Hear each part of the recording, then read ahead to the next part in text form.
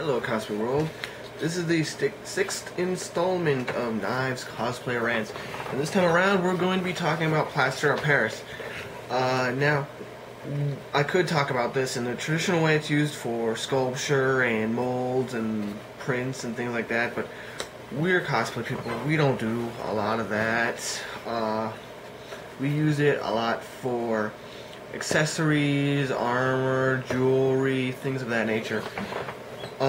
And it's pretty nifty, especially when you're coating foam with this, because you know foam is really easy to mess up. You don't want a hard surface around it, and foam is pretty easy to melt chemically, and it melts at temperatures fairly easily.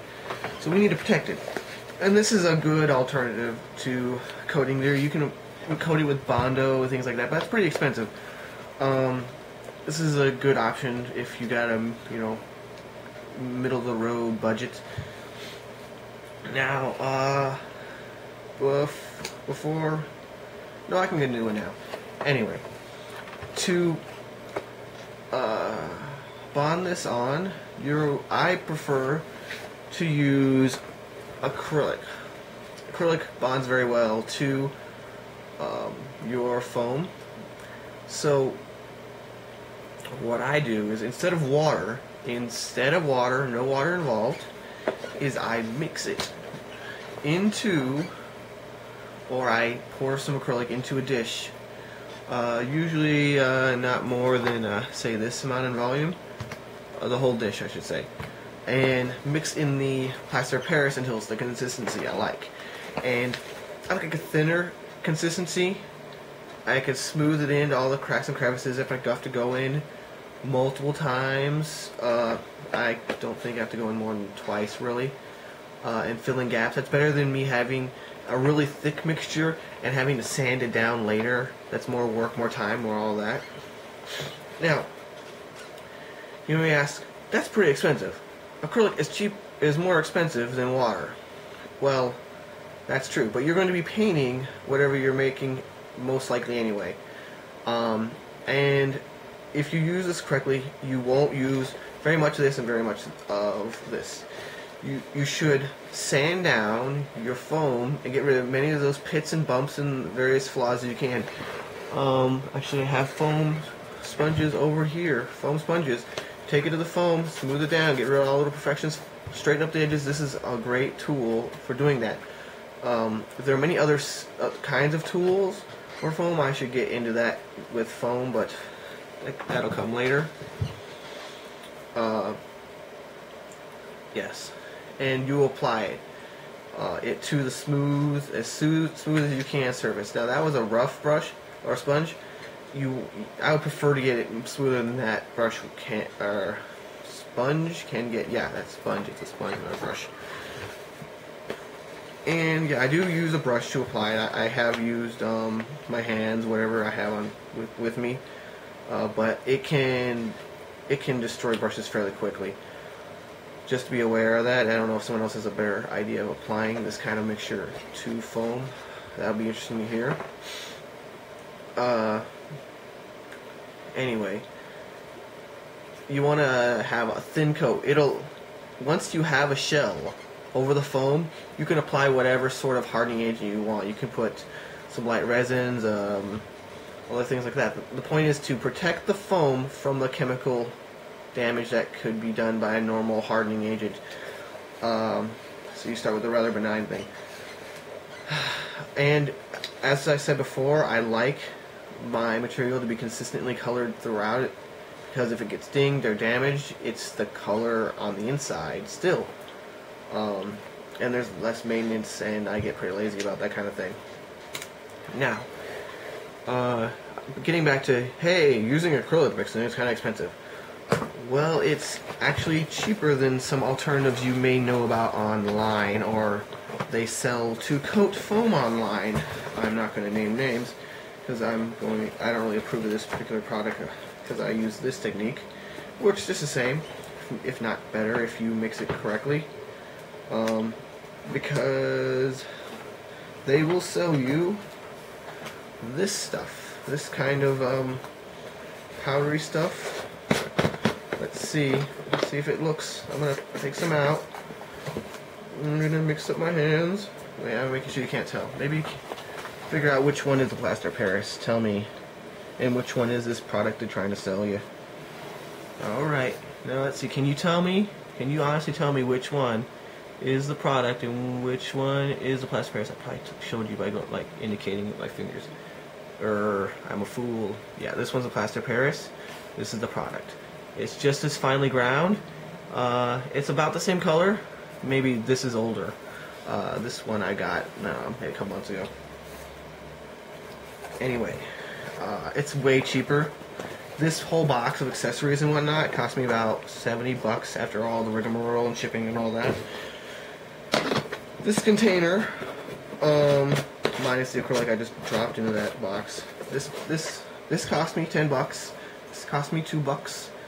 Considerably cheaper. Well, you know, always trying to save you guys some money, giving you guys tips and tricks, because a lot of these cosplayers are strapped for cash, not exactly the wealthiest bunch. Anyway, let's go over some of the stuff they sell you to go in your plaster Paris. That's for substitutes. Now, when you're mixing with plaster Paris, you may want to be slightly flexible, harder. You may want to make a whole shell. You may want to just patch it up and paint it over, or put some sort of light coating on. Because foam will take some light materials. You have to be careful about the acidity of whatever you're putting over the foam. I'll get into all the foam details in a different video concerning foam itself. Let's see. Oh yeah, they sold me sand. Seriously. Okay, they didn't sell me sand. They sold someone else sand. I just happen to have their stuff. This, for the price of in this container, I can get a whole bag of sand. A whole bag of sand. Same thing with this. This is a different grade sand, but it's really, it's really expensive. You can go down to your home improvement store and get this stuff. So much cheaper. Now, I believe this one I covered up the labels. Not that you probably could figure out what the soda is. This is their magic kind of treatment for getting it to stick. It is somewhat, I'm assuming, like thinned out white glue. White glue can damage foam, but if you thin it out, not so hazardous. It's not too bad. It won't do anything to it. You have to thin it out. That being said, they have another one. They have another kind of, this is to make it flexible. This is a thin kind of acrylic. It does the same thing as acrylic does. It makes it more flexible, things like that. And you can thin out acrylic and get acrylic thinner. Works the same way. But I just used a straight acrylic. I only mix about this much and spray it over the areas I need. And I got enough work time to get that done. And I don't want to work in bigger batches of that. Even if I were to have a thinner batch and go longer with it, with more material, I would be risking it coming back to it having set, even though it could be, I don't know, 6% water-ish, liquid-ish. I told you I don't use water, I use the acrylic. Let's see. And we have something that's supposed to make it harder. Now, a good substitute for making it harder would be a harder material, say Mod Podge. You may also want to try mixing with plaster Paris your gesso and synthetic gesso, things like that. There's all kinds of interesting effects that you can get when you mix plaster Paris with the liquid. You can even do some interesting stuff with latex. I'm serious, latex. Get creative, people.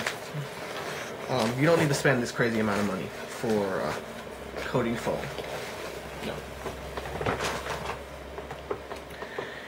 Anyway, once it's coated, you want to finish it. You might have to sand it because this is a grainy material. Hopefully, it's not as much work if you go with the thin layers rather than a whole bunch of thin layers rather than a whole bulky thick layer. More consistent work. I think this is most of the details, or most of the basics, I should say, about the plaster Paris using in this way. If you think I'm crazy, if you think I don't know what I'm talking about, tell me, post a comment. If you think you like these things and you find it informative and you pass it around to others, I'm here to help people learn and expand the cosplay community. I'm sure to many of you, this is pretty straightforward stuff. This is stuff you've probably figured out already or maybe played around with. But to others, I can't say everyone knows all this stuff. I'm making more of these videos. I'm going to make them maybe slow down and make one a day from now on, and start doing the other videos too.